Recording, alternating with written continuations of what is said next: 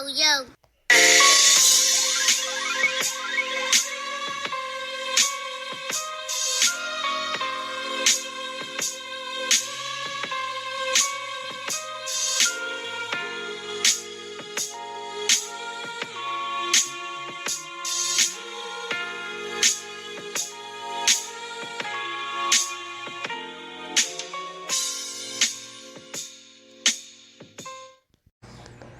Yo, what's up, y'all? It's Eddie Johnson back again. I'm your host. We here again with Michelle, the creator of Grace Speaks, the YouTube channel. So we're doing a little collaboration, Grace Speaks and Yo the podcast. We're going to build off of what we did in our previous episode in terms of growth and maturity, the relationship edition.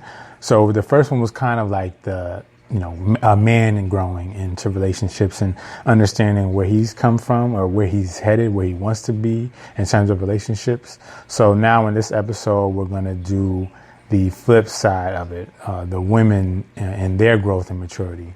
Michelle? Hey guys, thank you for having me again, Eddie. I'm super excited about this topic, and I look forward to giving my input on the woman's process of maturity. Yes, it's going to be a beautiful one, especially since we got Grace Speaks in the building. So this is going to be good. So definitely y'all tune into the Grace Speaks channel and check this out. You know, you'll be able to see us actually. And again, you'll be able to hear some more great content that she has on her page. So, yeah. So, first and foremost, I just want to say that when it comes to maturity and growth, from my experience, I know that the maturity and growth cannot come and will not come if you don't know the Lord. Yeah, I agree. Right? Yeah. And just knowing that God is... He's the teacher, so he's the main teacher in our lives, and he just helps us throughout every experience in our lives to grow and mature. And especially when it comes to relationships with a significant other, it's so important that you know your maturity level, you know what growth needs to take part in your life so to, make the relationship work. Right. So, I'm just super excited about this. And Eddie, what is it that you want to ask me? Because last episode, if you guys haven't seen it, go check it out. It's on www.yoyotapodcast.com. And that is episode 9. Episode number 9. So, okay. So I think a lot of us men, a lot of us, not all of us, but a lot of us, we try to figure out, what is it that, makes a woman tick? Like, what are her driving factors? So it's a big difference from when you're, a teenager and you're dating to when you're in your 20s and 30s and, you're really looking for something more. So from your point of view, what would be the difference you would say from when you were a teenager dating to now? Like, what would be the biggest change that you can kind of see in yourself from you being a teenager and dating to, currently? Oh, wow. So the biggest change is just my reaction. Okay. My reaction on certain things. I remember just being very vocal and, if I seen something that just ticked me off or made me feel some type of way, I spoke on it, and I said something. And, a lot of times when you're growing up and you're maturing, you really don't know. But if you come from a toxic household, or you grew up, knowing certain things or seeing certain things, that's embedded in you. That's embedded in your mind and in your life. So when it comes to you stepping out on relationships, you take that, what you learned and what you grew up seeing into your relationship. So when I seen certain things and it just made me feel like infidelity was involved, or maybe, the man was being sneaky in some way, I felt like I needed to say something about it. Like, I seen that. Like, I seen what you just did. Like, Okay, so you seeing all those things, you thought that was kind of like the norm in relationships, like that was supposed to happen? absolutely not. And that's why, I think a lot of times, I was actually called a little crazy. But you know why? I thought, like, all along, I'm like, I was called crazy because of the simple fact, like, there's two different type of crazy. Like, there's crazy, like, sneaking in, busting windows and, popping up. That's one type of crazy. But then there's another crazy, like, where a man will just identify you as crazy because you know everything, And or you like won't let him get away you with on certain point. things, right. Yeah, so because you're on point, they're like, yo, you crazy. And it's like, I'm crazy because I see right through you. Like, I know true. what you're doing. That's true. So in that aspect, that's how I was. I wasn't a crazy, like, I'm popping up like Michael Myers. Like, I'm crazy. Like, I peep you, I see what you're doing, and you moving funny. And if you moving funny, then I'm gonna call you out on it. And a lot of times with that, as growing up, that was immature of me, because a lot of times, some of the times, probably it wasn't even nothing. It probably wasn't nothing, but because I grew up in a toxic household, seeing toxic relationships, I called it out to be something that it probably wasn't at the time.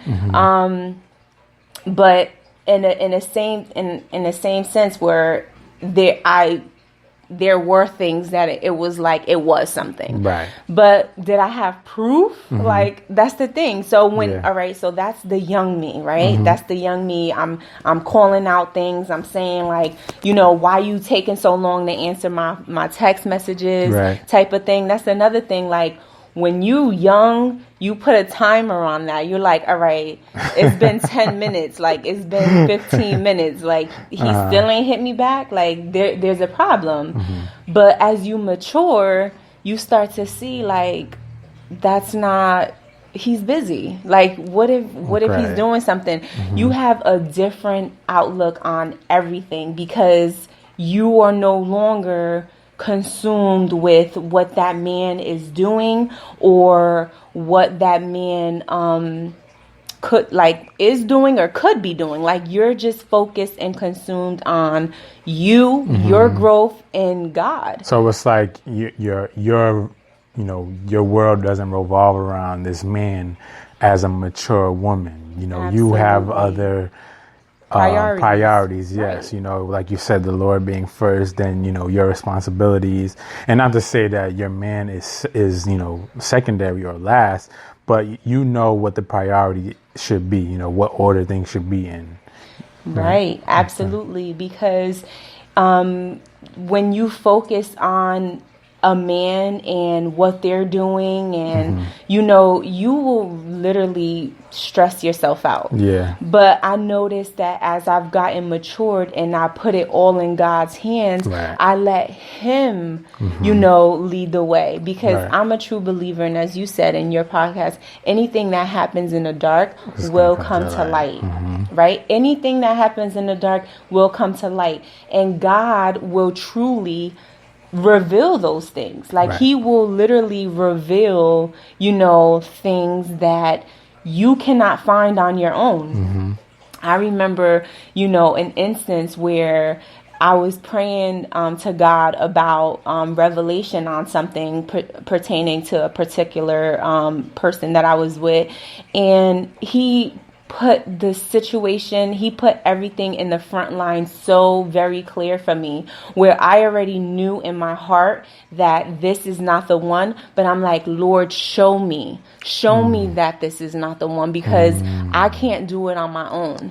And he did. Right. He did it right then and there, and I think that also helped my maturity and growth level through the process. Right.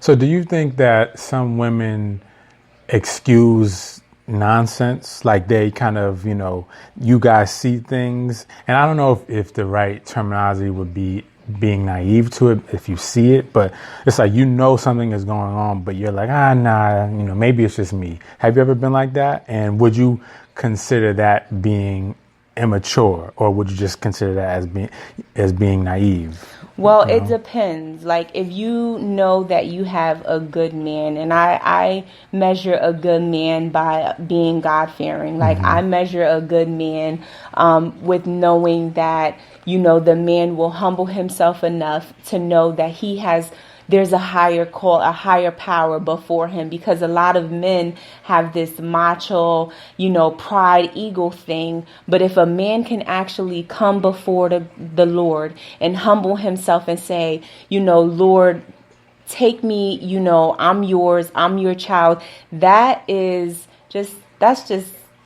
sexy to me. Okay. Like, that is just like, that's great to me. Like, I love that. And, so if you come across a man that is showing you that he's a good man, and you're seeing certain things, like, you know, little things that may, you know, seem a little fishy, you can let certain things slide. Of course, like I said, you go to God, and God will give you that insight. Right. But there are some women that feel like they need to hold on because they're not going to get someone else. And that is the worst type of woman. You don't ever want to feel like you're holding on because you're never going to get something this good. You know, you want to, the best thing to do, you know, the best thing a woman can do is let a man go. Because if you let a man go, you will actually let him know, like, listen, I can let you go. Like, you know, there's plenty of fish in the sea. So you letting a man go will actually show him and show yourself, like, listen, I'm choosing me before anything, I'm choosing me, my happiness. I choose happy. So if you feel like that man is tiptoeing and he's doing things that are a little sneaky and fishy, if you know for a fact that he's not a good man, because first and foremost, he hasn't displayed his intentions with you. You know, a good man is very intentional. He's going to tell you what he wants, when he wants it. You know, he's going to put you in his 2-year, 3-year plan, and he's going to set lifetime plan. Right. Yeah. Right. He's going to say, well, in another year, I want to put a ring on it. In another 2 years, I want to plant that garden. and you know, he's going to be very upfront, you know, with it. And he's not going to, you know, sugarcoat around it. Yeah. So I think that that's super important. But yes, there are some women that still stay a little naive because they know this is something good. You know what? And he has potential. Like, he has potential to be a good man. So I'm going to hold on to this. But then there is some women that see the sneakiness, and they're very naive because they feel like this is too good to pass up. And I'm going to keep this because, you know, of other selfish reasons. Oh, okay. So do you think, like, you know, a woman that's saying, okay, I see all this going on, but I'm just gonna stick around. Does that come from being insecure? And would you say that the insecure woman is an immature woman?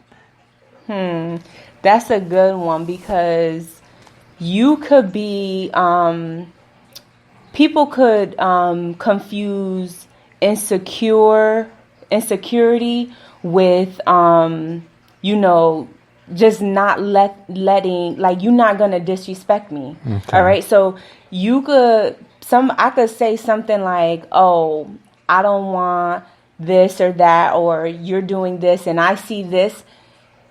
Someone could confuse the two, but literally, like, really is not being insecure, is like, you're not going to disrespect me. So a lot of people could confuse the two. Right. But a lot of women nowadays are insecure because of social media and the front line it calls with the display and the image of a lot of women out there. But for the most part, like, I think a lot of men confuse the insecurity thing with just disrespect. Like I said,